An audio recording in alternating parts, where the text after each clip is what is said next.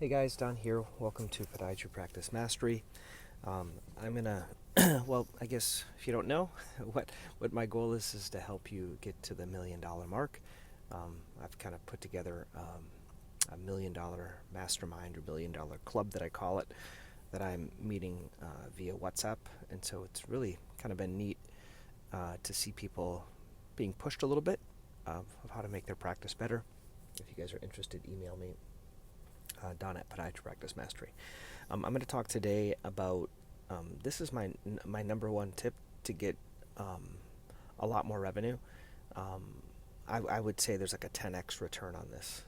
This is me using my scribe, and I'm not going to talk about the benefits of using a scribe. I'm going to talk about the detriment of when my scribe couldn't work with me.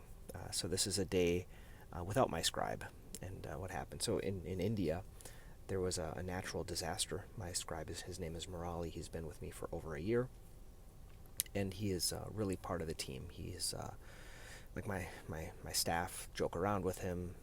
He, talks during the visit, reiterating what I've said, asking questions, interacting with the patients. It's kind of a neat thing. And so there was this national disaster there where they didn't have power for a day. So I was out with him. They always say they're going to give me a replacement, but the replacement is never as good and wasn't really able to help me at all.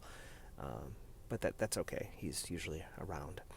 So let me tell you what happened after that day. Well, number one, I'm going to go over 6 things here. Number one, I was mentally tired compared to what I'm usually because of doing all my notes. So I find that doing my own notes made me more mentally tired because I had to remember everything, and I was also kind of multitasking during the treatment. What I do now is I just kind of treat the patient. I do the thing that I like. I treat the patient, go over my little presentations, kind of explaining things, writing things down for them, and then Murali does everything else. But now I had to do all that stuff, and I had to remember what I did, kind of do some shorthand within my note, within my EMR, and then do it afterwards, or kind of have that multitask where I'm typing as I'm talking to the patient. So at the end of the day, I was more mentally fatigued than I normally am, just from doing the notes and all the extra added work. And I found when I was mentally fatigued, I neglected to do other things that I was normally doing,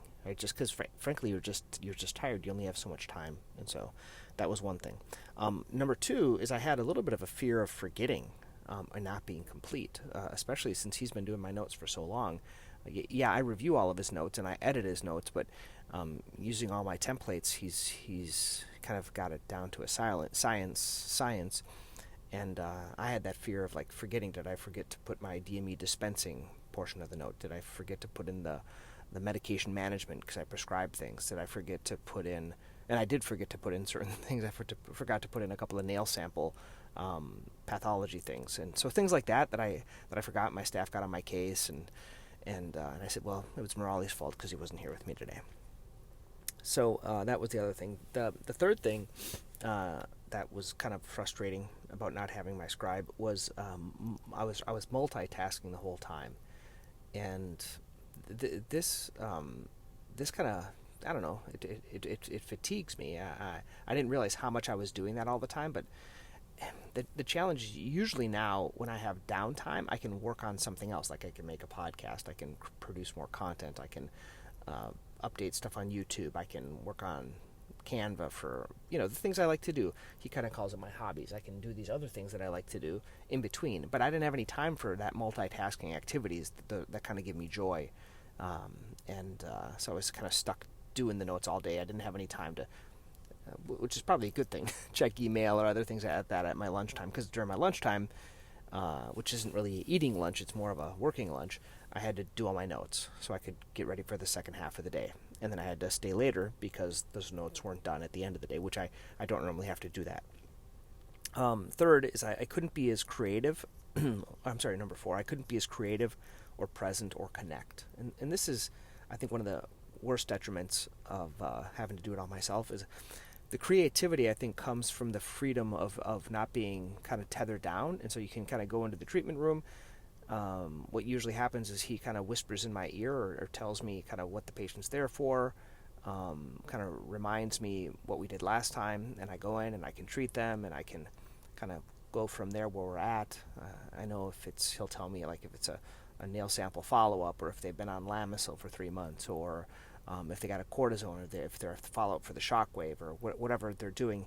And then I can be more creative in offering help with the patients and kind of being and connecting with them. So it's hard for me as well to be present. So normally I can be very present with the patient, just listening to them, kind of repeating that back to them, what they say, connecting with them, joking around with them, making friends with them. That's the way I like to do it in my practice.